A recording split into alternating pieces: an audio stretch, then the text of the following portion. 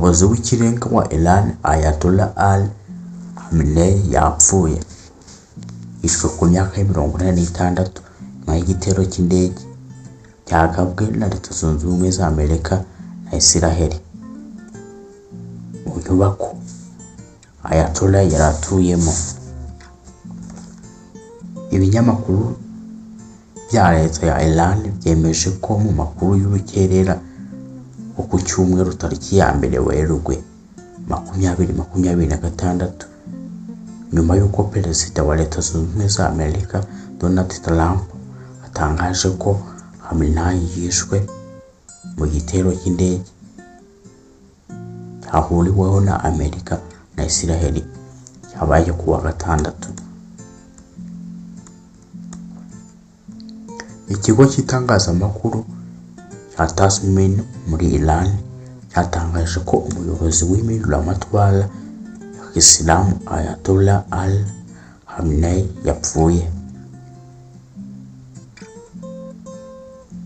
Yaguye mu gitero cyagabwe na Leta Zunze Ubumwe za Amerika n'ubutegetsi bwa Zionik. Ibinyamakuru bya leta yavuze ko kandi umukobwa we, umukwe n'umwuzukuru we nabo baguye muri icyo gitero. Ndakwibutsa gukora subscribe ukomeje kudukurikira. Tugiye kugaruka ku mateka y'uyu muperezida wa Iran n'uruhare mu mateka ya Iran. Khamenei yabaye umuyobozi w'ikirenga wa Iran mu 1989. Yari asimbuye Ayatollah Ruhollah Khamenei,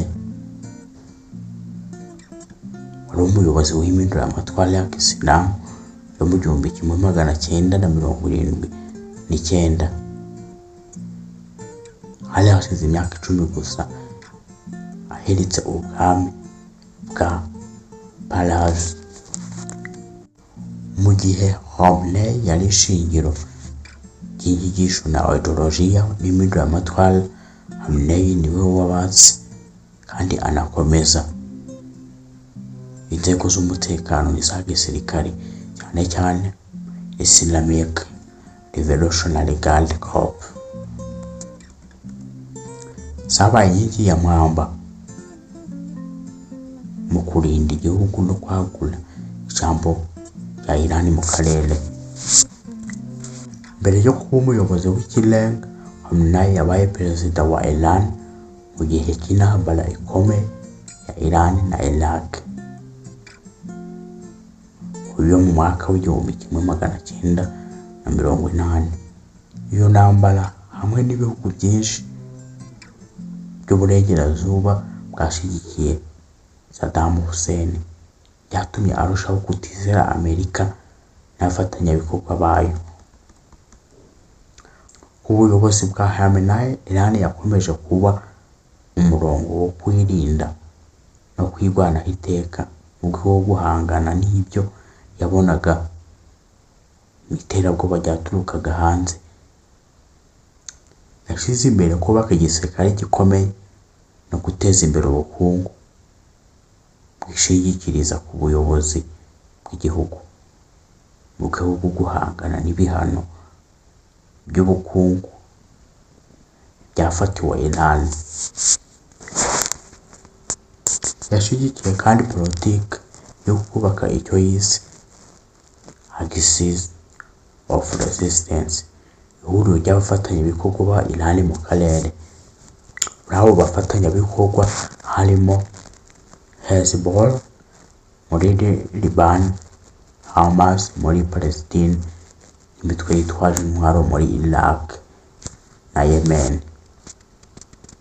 Urubuga rwafatwaga nk'uburyo bwo kurinda inyungu za Iran no gukumira igitutu cya Amerika na Israel.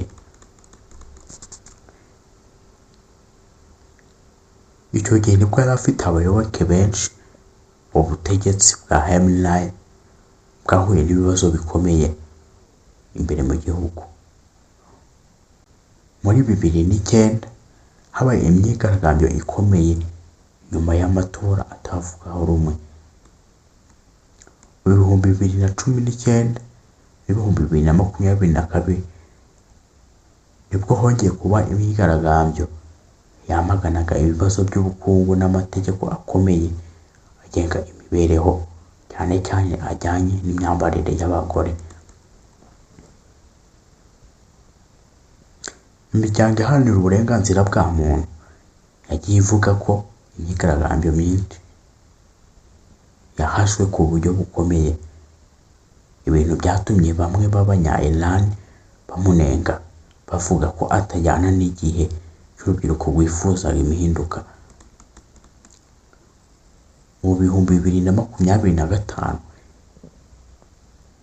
Iran yasinyanye amasezerano n'ibihugu bikomeye ku isi harimo Amerika agamije kugabanya ibikorwa bya nucleaire mu rwego rwo gukurwaho no gukurirwaho ibihano by'ubukungu.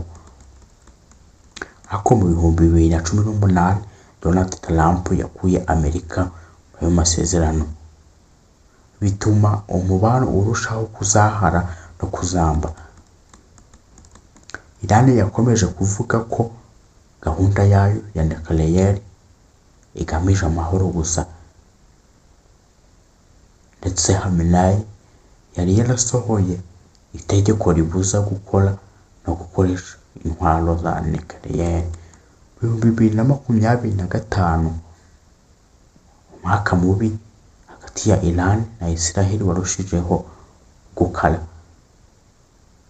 no kubata mu kangaratete. Habayeho ibitero by'indege byibasiye ibikorwa remezo bya nucleaire n'ubuyobozi bukuru bwa Iran. Iran yasubije ibitero kubaho n'imirwano yamaze iminsi 12.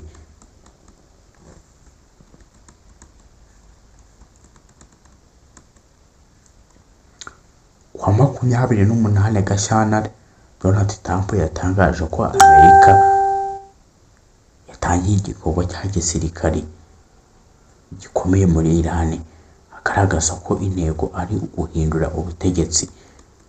Nyuma y'amasaha make atangaje ko Ayatollah Ali Khamenei yaguye mu gitero cy'indege kibasiye aho yari atuye muri Iran. Ayatollah Ali Khamenei ni umuyobozi w'ihinduramatwara uzibukwa n'ubuyobozi wamaze imyaka irenga 35 ayobora Iran mu bihe by'intambara, ibihano bikomeye n'ihinduramatwara n'impinduka zikomeye mu rwego mpuzamahanga. Abamushyigikiye bamufataga nk'umurinzi w'umunyabwenge wa Iran,